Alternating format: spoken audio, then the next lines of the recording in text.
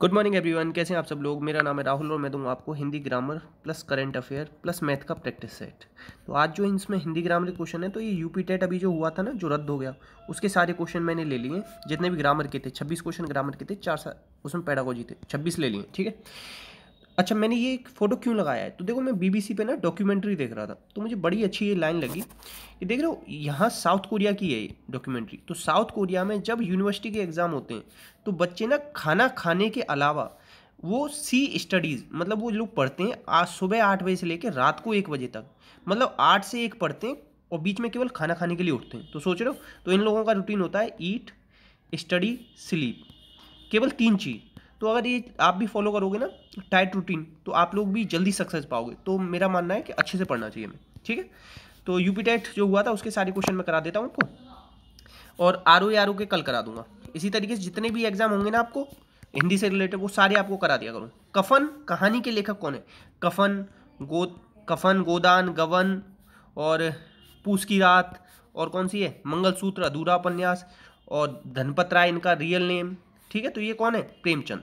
जयशंकर प्रसाद की कामायनी याद रखना, और आंसू, आंसू कामायनी, ठीक है, याद रखना। आंसर क्या हो जाएगा?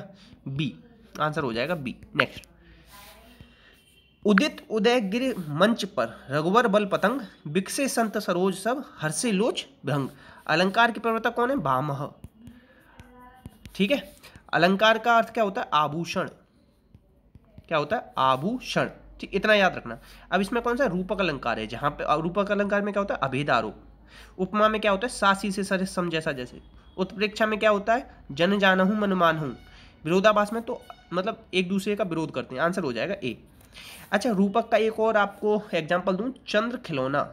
खिलौना क्या बता दिया? चंद्र। नेक्स्ट, उससे बैठा नहीं जाता, तो वाच्य बताना है। वाच्य 3 प्रकार के होते हैं, ये तीनों दे रखे हैं। अब देखो इसमें कृतवाच्य तो है नहीं, क्योंकि से या के द्वारा आ जाए तो कृतवाच्य कभी नहीं हो सकता।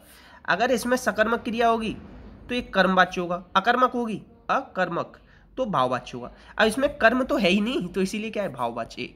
एक ट्रिक लिख लो, जब भी नहीं आ जाए, और मतलब ये एक तो नहीं आ जाए, आपको दिख जाए, और सर्वनाम क्या हो? अन्य पुरुष सर्वनाम, ठीक है। उससे अन्य पुरुषवाचक सर्वनाम हो गया, तो हमेशा आपको क्या मिलेगा? भाववाच्य। आंसर आ जाएगा ए।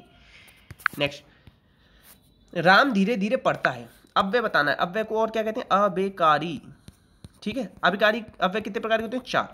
पढ़ना क्या है? क्रिया। क्रिया की विशेषता क्या है? धीरे धीरे। क्रिया की विशेषता कौन बताता है? क्रिया विशेषण। तो क्रिया विशेषण में भी कौन सा है? रीतिवाचक क्रिया विशेषण। आंसर क्या आ जाएगा? बी। नेक्स्ट, हिमालय से गंगा निकलती है, वाक्य में कारक का प्रयोग बताना है। तो कारक कोई परसर्ग या विभक्ति चिन्ह कहते हैं। संख्या होती है 8, और 6 कारक चिन्हों का यूज करते हैं हम तत्पुरुष समास में, पहला और 8वां छोड़ देते हैं। हिमालय से गंगा निकलती है मतलब क्या हो रहा है? अलगाव।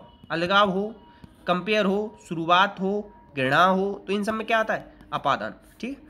और कर्म के साथ हमेशा को आता है, और ये सजीव के साथ आता है, निर्जीव के साथ मत लगाना।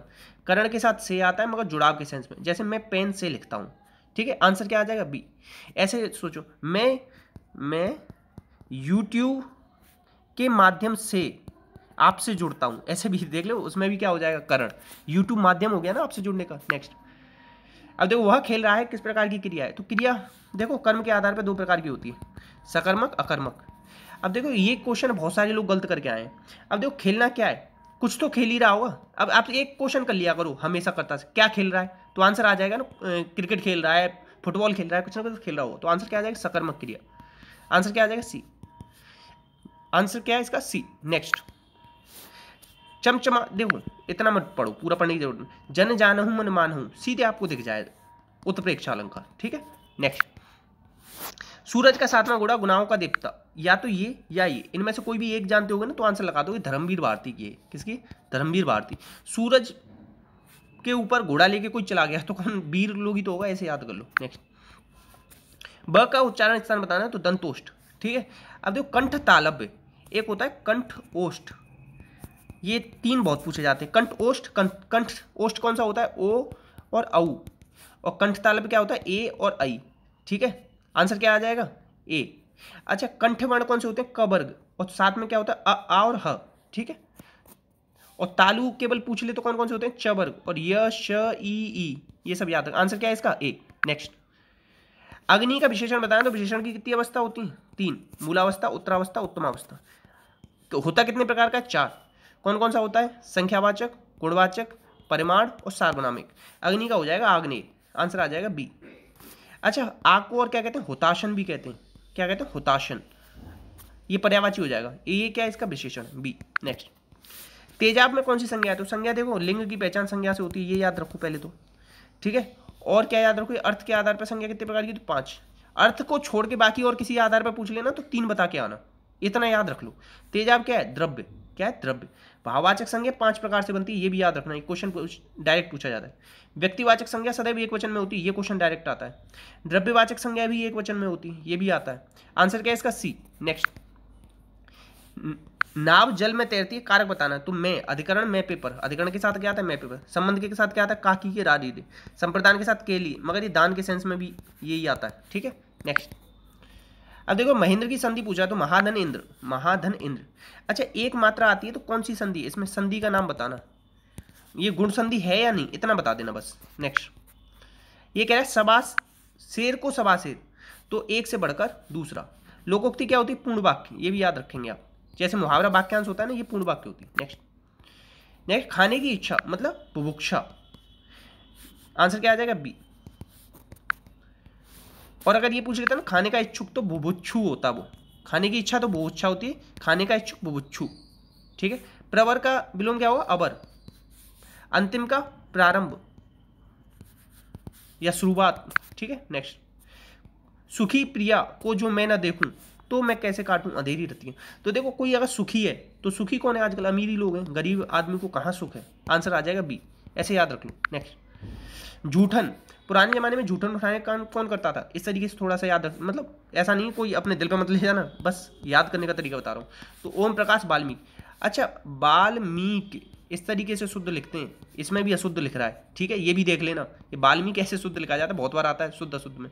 नेक्स्ट, सब्ज बाग दिखाना, मुहावरा अरबी भाषा का शब्द है, ये याद रखो, ठीक है। इसके पीछे ना आता है। लक्षणा शब्द शक्ति होती है, तो अच्छी बातें कहकर बहकाना। आंसर आ जाएगा डी। जैसे कभी आपने नेटवर्क मार्केटिंग वाले बंदे देखे कि अभी सर आप 10,000 रुपये इन्वेस्ट करो, मतलब मैं भी फंस चुका हूँ कई बार, तो आपको एक गाड़ी हो जाएगी, 1 करोड़ रुपये मिल जाएगा, सालाना की आमदनी होगी। ऐसा अगर आप लोगों के साथ भी हुआ है ना, तो प्लीज़ कमेंट बॉक्स में बताइएगा। आंसर आ जाएगा इसका डी। नेक्स्ट, जब कर्ता एक क्रिया समाप्त करके दूसरी क्रिया में संलग्न होता है तो पहली क्रिया को क्या कहते हैं? पूर्वकालिक।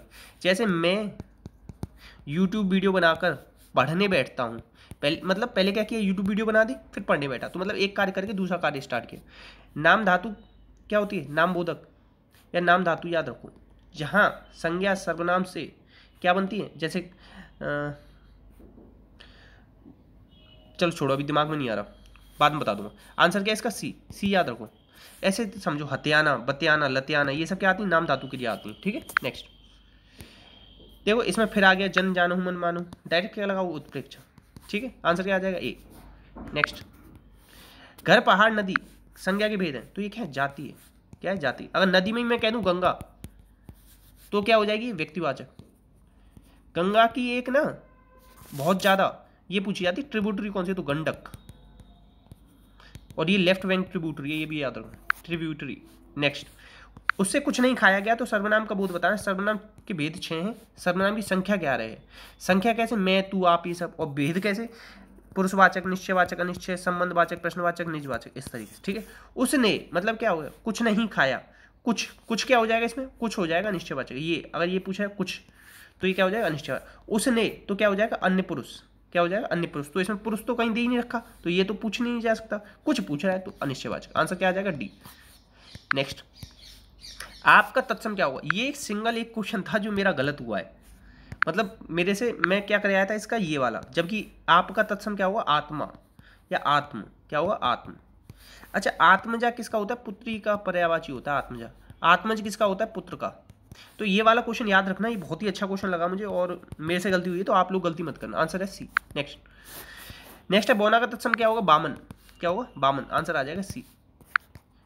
वो गाना सुना है? मेरी भतीजी है लाडो, वो ना बहुत ज़्यादा 52 गज का दामन, बड़ा गाना गाती रहती पूरे दिन। धूमकेतु का पर्यायवाची कौन सा है? धूमकेतु होता है अग्नि का। किसका होता है? अग्नि का। अग्नि का विशेषण क्या होगा? मैंने ऊपर बताया था ना, अब आप लोग बताना। नेक्स्ट देखो, फिक्की। फिक्की की शुरुआत कब हुई थी? 1927। कई बार स्टैटिक फैक्ट बन के क्वेश्चन पूछा गया है, तो याद रखना है। तो फिक्की की अध्यक्ष किसको चुना गया है? तो संजीव मेहता, इन्हें ही चुना गया। पराग अग्रवाल ट्विटर के सीईओ। ट्विटर कब? 2006 में स्थापना हुई। किसने की थी? Jack Dorsey. ये स्टैटिक याद कर लेना, 2 क्वेश्चन, तीसरा क्वेश्चन याद करा दिया, ठीक है। अलका उपाध्याय NHAI की हेड बनी थी।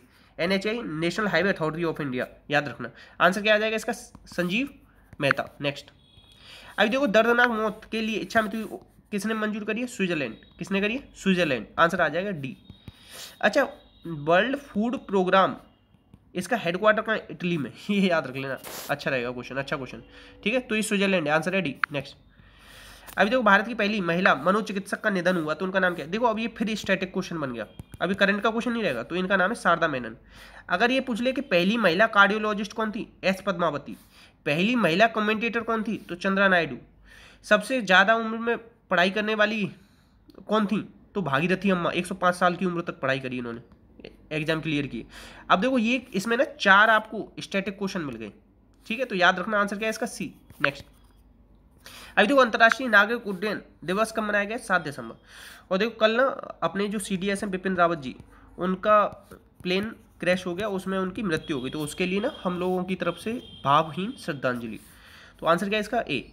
तो ये क्वेश्चन याद रखना, CDS वाला बहुत पूछा जाएगा हद से ज़्यादा, कि पहले CDS कौन थे इंडिया के, ये क्वेश्चन आया करेगा ऐसे, ठीक है। नेक्स्ट, अभी देखो हाल ही में गाम्बिया के राष्ट्रपति कौन बन गए?